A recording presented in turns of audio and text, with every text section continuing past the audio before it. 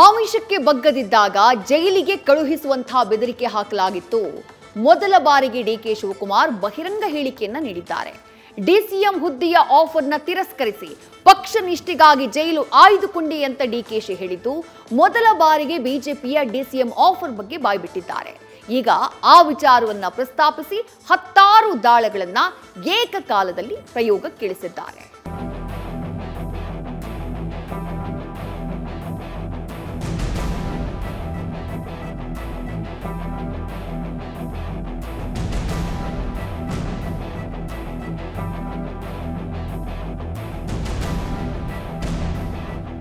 A symbol of loyalty, ನಿಷ್ಠೆಯ ಸಂಕೇತ.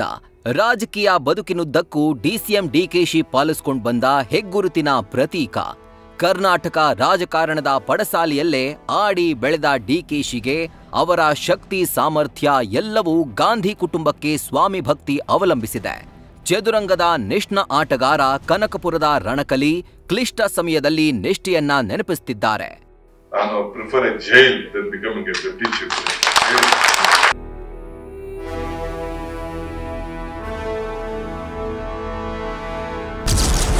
DCM ಆಗ್ತೀರಾ ಇಲ್ಲ ಜೈಲಿಗೆ ಹೋಗ್ತೀರಾ?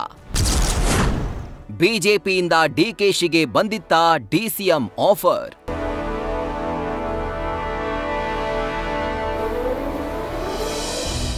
ಪಕ್ಷ ನಿಷ್ಠೆ, ಪರಿವಾರದ ನಿಯತ್ತಿಗೆ ಪರ್ಯಾಯವೇ ಡಿಸಿಎಂ ಡಿಕೆಶಿ. ನಿನ್ನೆ ತಮ್ಮ ಜೀವನದ ಘಟ್ಟಗಳ ಹಲವು ಒಳಗುಟ್ಟುಗಳನ್ನ ಬಿಚ್ಚಿಟ್ಟಿದ್ದಾರೆ. ವಿದ್ಯಾರ್ಥಿ ಜೀವನದಿಂದ ಈವರೆಗೆ ಪಟ್ಟ ಕಷ್ಟವನ್ನ, ಬೆಳೆದು ಬಂದ ರೀತಿ, ಮೆಟ್ಟಿ ನಿಂತ ಸವಾಲುಗಳನ್ನ ವಿವರಿಸಿದ್ದಾರೆ. ಮುಖ್ಯವಾಗಿ 2019ರ ಘಟನೆಗಳನ್ನ ಮೆಲುಕು ಹಾಕಿದ ಡಿಸಿಎಂ ಡಿಕೆಶಿ ಬಿಜೆಪಿ ನೀಡಿದ್ದ ಆಫರ್ ಬಗ್ಗೆ ಬಹಿರಂಗವಾಗಿ ಹೇಳ್ಕೊಂಡಿದ್ದಾರೆ.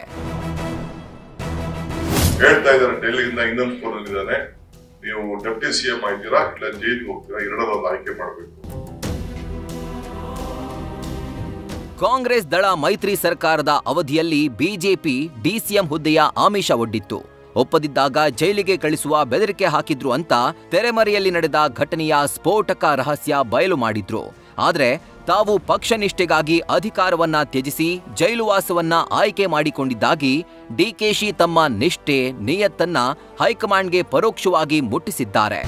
ನನಗೆ ದೆಹಲಿಯಿಂದ ಫೋನ್ ಬಂತು, ಬಿಜೆಪಿಯಿಂದ ಯಾರಿಂದ ಬಂತು ನಾ ಹೆಸರು ಬೇಡ, ಈಗ ಯಾರೊಬ್ಬ ಇನ್ಕಮ್ ಟ್ಯಾಕ್ಸ್ ಆಡಿಟರ್ ಕೈಲಿ ಫೋನ್ ಮಾಡಿ ಅವ್ರ ಫೋನಿಂದ ನಾನು ಮಾತಾಡ್ಸಿದ್ರು. ನನ್ನ ತಮ್ಮನೂ ನನ್ನ ಜೊತೆ ಇಲ್ಲಿದ್ದ, ಒಬ್ಬ ಡಿಜಿ ಇದ್ದ ಇಲ್ಲಿ, ಅವನು ಮಾತಾಡ್ದ. ಹೇಳ್ತಾ ಇದ್ದಾರೆ ಡೆಲ್ಲಿಯಿಂದ ಇನ್ನೊಂದು ಫೋನ್ ಅಲ್ಲಿ ಇದ್ದಾನೆ, ನೀವು ಡೆಪ್ಟಿ ಸಿಎಂ ಆಯ್ತೀರಾ ಇಲ್ಲ ಜೈಲಿಗೆ ಹೋಗ್ತೀರಾ, ಎರಡರಲ್ಲೊಂದು ಆಯ್ಕೆ ಮಾಡ್ಬೇಕು, ಅವ್ನು ವಾಪಸ್ ಕಳಿಸಿರು ಅಂತ. ಏನ್ ಮಾಡ್ತೀರಿ? ಪಕ್ಷದ ನಿಷ್ಠೆ.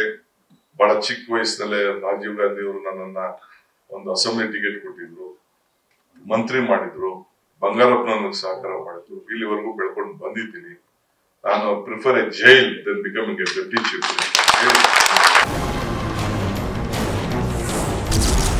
ಕೆಂಪು ಬಸ್ ಹತ್ಬೇಕಾ ಹಸಿರು ಬಸ್ಸ? ವರಿಷ್ಠರಿಗೆ ಸಂದೇಶ.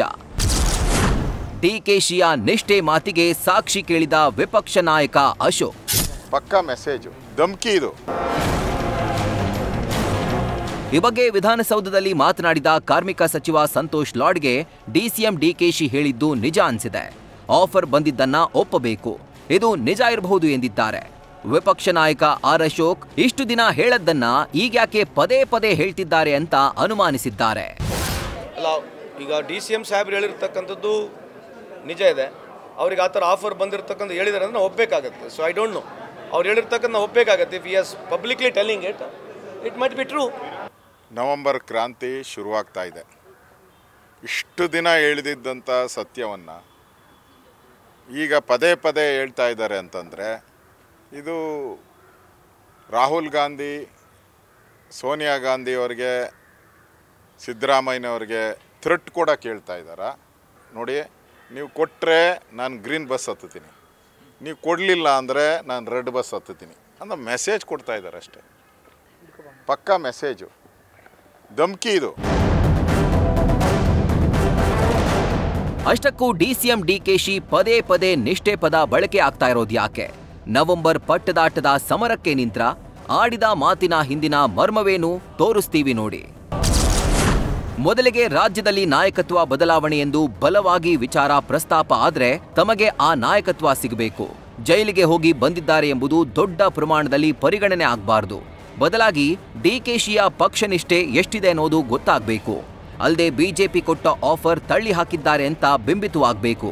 ಪಕ್ಷದ ನಿಷ್ಠಾವಂತ ಕಾರ್ಯಕರ್ತ ಎನ್ನೋದು ಮೇಲಿಂದ ಮೇಲೆ ಸಾಬೀತಾಗಬೇಕು ಅನ್ನೋ ಸಂದೇಶವನ್ನ DKShi ದಾಟಿಸಿದ್ದಾರೆ.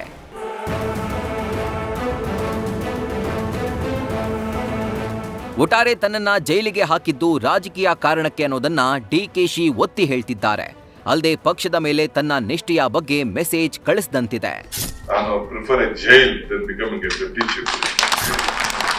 News first bureau. News first ನಿರ್ಭೀತಿಯಿಂದ ನಿಮ್ಮ ಪರವಾಗಿ.